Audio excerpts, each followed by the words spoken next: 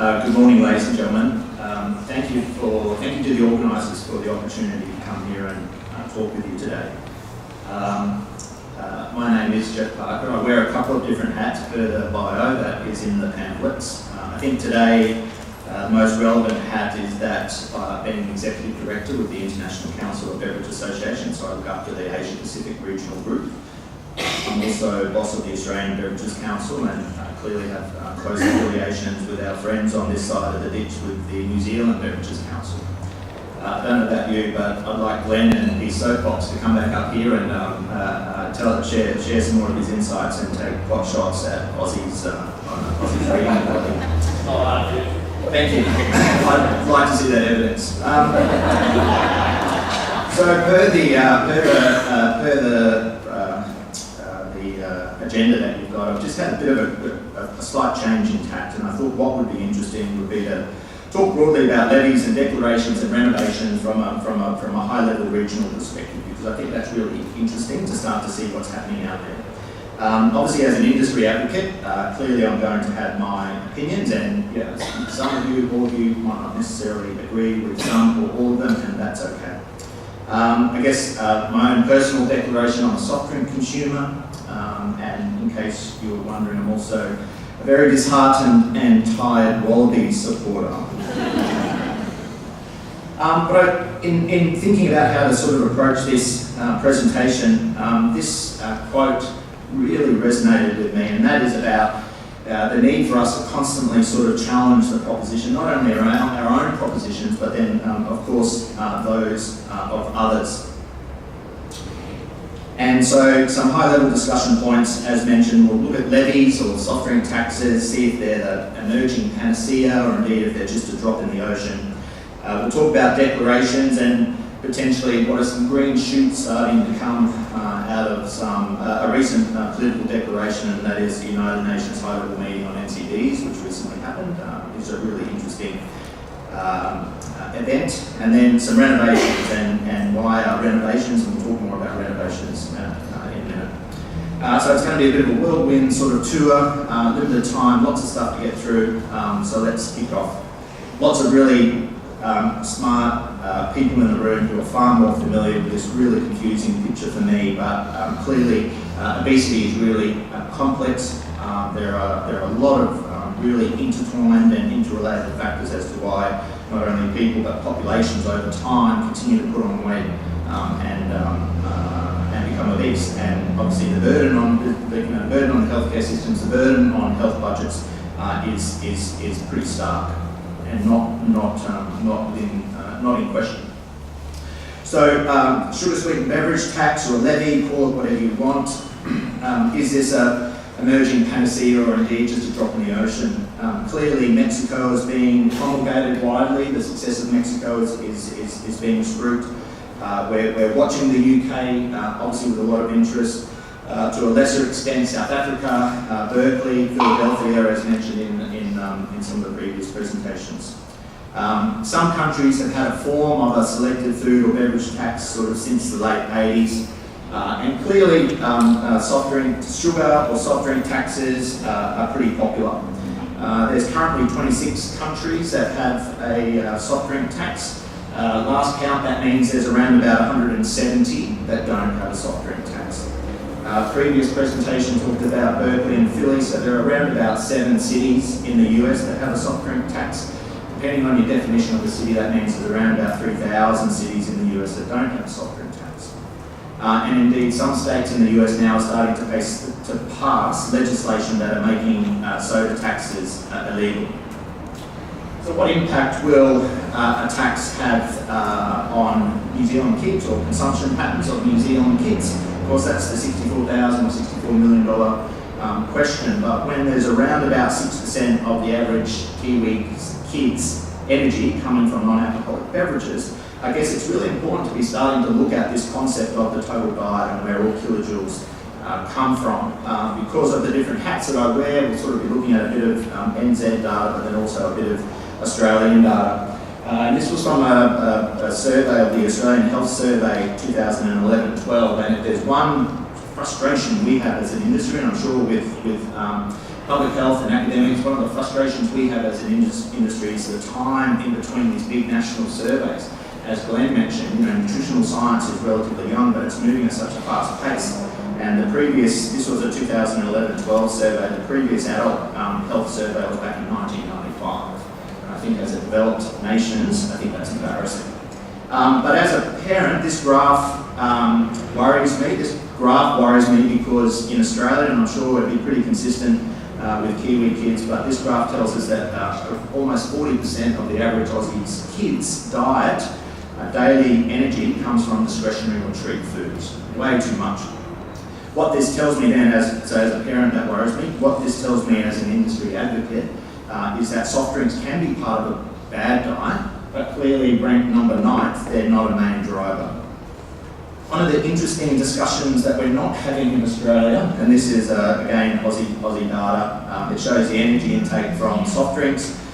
Clearly peaks with males, teenage males, 14 to 18, then starts to drop away, and then that energy is getting replaced by alcohol. And so this is one of the really interesting. So we talk a lot about alcohol for really good reasons, but I think this is one of the really interesting discussions we're not having in Australia, and I'd suggest that we're certainly not having it over here as much as what we need to be, because clearly there is a lot of alcohol being consumed, probably via All Black supporters in celebrating and Wallaby supporters in commiserating the different outcomes. But what's going to happen to those graphs potentially with the introduction of the tax is interesting. So again, Mexico, often sprouted as a success, is it? You'll know that there's a small clutch of studies that look at the Mexico experience. Hopkin et al., Conchero, for example, looked at the impact of the tax 1 year in using counterfactuals, so what would consumption have been in the absence of the tax compared to actual consumption, and found around about a 6% decline. Another study then looked at 2014-15, revised the original 6% decline to 5.5% decline, and also looked at potentially a 9% decline in 2015, an average decrease of 7.5% per year over 2 years. And then based off those two studies, there was another modelling study that looked at the impact of obesity and BMI. So really interesting, and as an industry, we're interested in the evidence, clearly. And some of that's really interesting. So I guess for us, what that is purporting to show is a year-on-year decline from the introduction of the soda tax over in Mexico. Let's keep in mind Mexico is a very different country to New Zealand or indeed Australia. So that's interesting. And if that's what's happening out there by those two studies, then what is the Mexico Treasury measuring? What is the Mexican government treasury measuring when they're telling us that there was an initial dip in year 1 of around about 1.9% of sales? It's quite an easy calculation to do. It's 1 peso per litre, so it's not rocket science to do the math. But Mexican treasury tax receipt revenues are telling us in the first year there was a 1.9% drop, then rebounding to pre-tax levels, and then increasing in 2016. So if we've got modelling studies out there that are telling us there are year-on-year declines, and then we look to what's actually happening out there from a Mexico collection of the revenue perspective, clearly there's still some questions that we need to be answering around the impact of the tax. You will be very well aware that one of the most preeminent analyses of a large cohort of studies, 47 in actual fact, was undertaken by the New Zealand Institute of Economic Research on behalf of the Ministry of Health. And again, starting to sort of reflect around what is when talking about looking to the evidence and the quality of the evidence is what's starting to come through is that the evidence that sugar taxes improve public health is weak. Now, talking very quickly to the UK, and there was a recorded presentation, there was a much detailed analyses of what's happening, preliminary, early results, what's happening in the UK. You'll be familiar with those, the tax rates in the UK. And again, pretty too early to tell, but essentially what has happened, and via some of those graphs in the previous presentation, we can see that the tax has fast-tracked portfolio renovation. The portfolio renovation happening in the agenda that was happening in the UK has ostensibly been fast-tracked as a result of the introduction of the tax. And the renovation agenda that had been happening in the UK, some might argue not fast enough, but that had been happening in the UK for the last couple of decades. And we know that, again, too early to tell the impact of jobs. Speaking with some of my colleagues from the industry over here who are global companies that are absolutely reporting job losses in the UK as a result of the introduction of the tax. We know Oxford Economics originally started to model what the impact of jobs might be on the tax, clearly before the tax was introduced, but Oxford Economics suggested there was somewhere up to 4,000 jobs would be impacted. And again, the impact on those lower SES households, again, is too early to tell, but it's to be confirmed.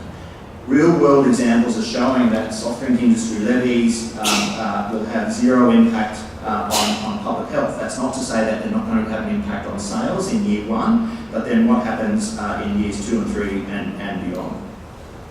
Berkeley, for example, the previous speaker talked about Berkeley.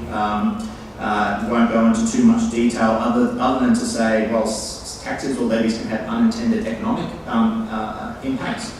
They can also have unintended health impacts. And what we're seeing in Berkeley via a Popkin study is telling us that people have reduced their consumption on taxed beverages marginally, but have certainly moved towards the untaxed beverages, as the previous speaker mentioned, the smoothies, the cold pressed juices, for example, and are now having a net caloric intake per day of 26 calories after the tax, so unintended health consequences.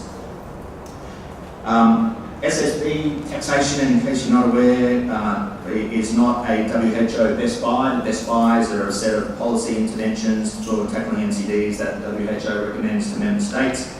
It didn't make the best buy list because it failed the WHO's own internal choice modelling. Choice is an acronym that stands for Choosing Cost-Effective Interventions, I think it is. And it's not a best buy. Instead, it's categorised as a good buy. But the fact that it's not a best buy is significant, talking about the evidence base. SSB taxation also missed out on making the final report of the WHO Global Conference on NCDs, colloquially known as the Montevideo Roadmap. SSB taxation also missed out on making it into the WHO Independent High-Level Commission report on NCDs, and SSB taxation also missed out on appearing in the WHO report called Saving Lives, Spending Less. So what's not in doubt is that these types of taxes have an initial impact. What is in doubt is whether or not that dip is maintained year on year. Certainly there's a lot of evidence to suggest that from a public health perspective, these types of taxes have very little impact. So there's some things that are in doubt. There's certainly some things that we know around that sales dip in year one, but there's some definite unknowns, and that is around the actual elasticity effect. The strength of that intervention logic, so if you put up prices, consumption will decrease, people consume less calories, they'll lose weight, and then population health will benefit. Each one of the links within that intervention logic, once you take it out of the university modelling exercise and apply it to consumer behaviour, quickly changes. And then also too, this impact of substitution effect I think is really interesting. Looking at Berkeley, people are shifting from taxed products to untaxed products. And from an industry perspective, that's something we don't know enough about. So if there's any postgraduate people looking for grants or thesis ideas, have a look into that substitution effect, because we think as an industry that's really interesting. Moving off levies, again, whirlwind declarations. So there was a bit of a theme coming through in some of the earlier presentations, and that is around rethinking our approach to this really complex problem, which is obesity as a subset of NCDs and the burden of diseases like diabetes. In late September, the UN high-level meeting on NCDs handed down its outcome document, which became a political declaration. And we think that this is an important milestone, certainly from an industry's perspective, but we'd also like to think from a civil society, public health perspective. So what does this mean? What it means for us, we think, is it provides some green shoots. It provides some green shoots to start thinking differently about how we approach this challenge. Now, whilst that's not industry representatives protesting outside the UN during the high-level meeting, we agree with this sentiment. We agree with this. Like, enough of NCDs, and it's time to beat NCDs. What the UN, without going into a lot of detail, there was certainly some green shoots again from the UN Political Declaration on NCDs. It talks about bringing together civil society and the private sector. It talks about promotion of public-private partnerships. It talks about engaging with the private sector and engaging with the private sector to attain Sustainability Development Goals 3.4. It talks about inviting the private sector. It's talking about healthy work environments. It's talking about reformulation. It's talking about further reducing exposure of children to certain marketing. We agree with all of that. You know, the industry here in New Zealand is walking the talk.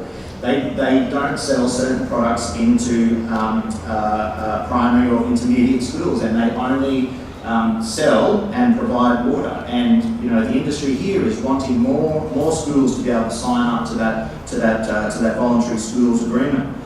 So these are all things that we as an industry support, and maybe, just maybe, that UN Political Declaration has provided us with an opportunity to rethink how we go about tackling some of these challenges. Moving past declarations onto renovations, not about house renovations clearly, but then about portfolio renovations. There's a lot of portfolio renovations happening. So when we have a peek inside New Zealand fridges, water is by far and away the drink most consumed in New Zealand. Soft drink consumption continues to decrease, and a lot of those trend lines are heading in the right direction. Again, you know, the industry here is walking the talk and does not sell certain drinks into primary and intermediate schools, and only supplies water, and that's a really good thing. And certainly as a parent, that makes sense. As an industry, we promote very young kids only having milk and water. You know, that makes sense. Looking again at these portfolio renovations and how much Kiwis are drinking by category. Sorry if that font's a little bit small, but in 2010, probably the last 4 bullet points there are important. That there's, between 2010 and 2016, there's been a significant shift away from some of those regular sugar varieties in favour of low and no sugar alternatives. Having a look inside Aussie fridges, again the same type of thing. Back in 1997, far less variety, a lot more sugar sweetened beverages. Jumped to 2011. This was a study that we commissioned. Jumped to 2011 in Australia. Almost 1 in 2 beverages being sold are low or no sugar. Again, that was from an Aussie study. But data would be consistent with what's happening here in this particular market. And I guess one of the really interesting graphs is that one on the left that shows the sale mix between regular sugar and no and low sugar varieties. And that cut-off point where it was almost 1 in 2 was 2011. And I predict, and we're looking to update this study, I predict now that those graph lines have intersected, and there's more low or no sugar varieties being sold than there are regular sugar alternatives. Of course, in renovation agendas, product innovation, portfolios, packaging, we're seeing a lot more smaller cans, and that's a good thing. So that's around providing choice. The little 250ml slimline cans that you can see in a lot of shops are becoming more and more popular, and that more choice is good. And certainly these little slimline cans are absolutely a staple in our fridge at home. And so why all of this activity? Well, it's because it's around responding to consumer demands. Beverage habits don't last a lifetime. What we drink clearly changes depending on our life stage. We know teenage males are the biggest consumers of soft drinks. 14 to 18-year-old males are also the biggest consumer of chips and tacos and pizzas and burgers and everything else. So if we want a targeted intervention, if any public health out there wants to work with industry to talk about targeted interventions, and let's talk about teenage males, 14 to 18. Beverage companies are world class in being able to respond to consumer trends. Teenage females, biggest consumers of bottled water, families with young children consume the lowest amount of soft drinks, however they also consume more cordial and fruit juice, for example. And shock horror, adults over the age of 50 consume the lowest amount of bottled water, but they consume the most mixes, which is interesting. The second last slide, so portfolio renovation, reformulation and pack sizes. It's not just about responding to consumer demands, but I think it provides a bit of a green shoot in looking at what an important and influential strategies they are as part of the broader solutions framework. Some of you will be familiar with that, but that's the McKinsey Global Institute looked at a range of interventions to tackle obesity. They looked at it from a number of criteria, in particular DALYs saved, disability life years adjusted, I think, and then the cost of that DALY and then the strength of the evidence. And what they found was reformulation and portion size was right up the top. You go down the list and certainly taxation is much further down there from a strength of evidence perspective. So resetting. Is this a reset opportunity?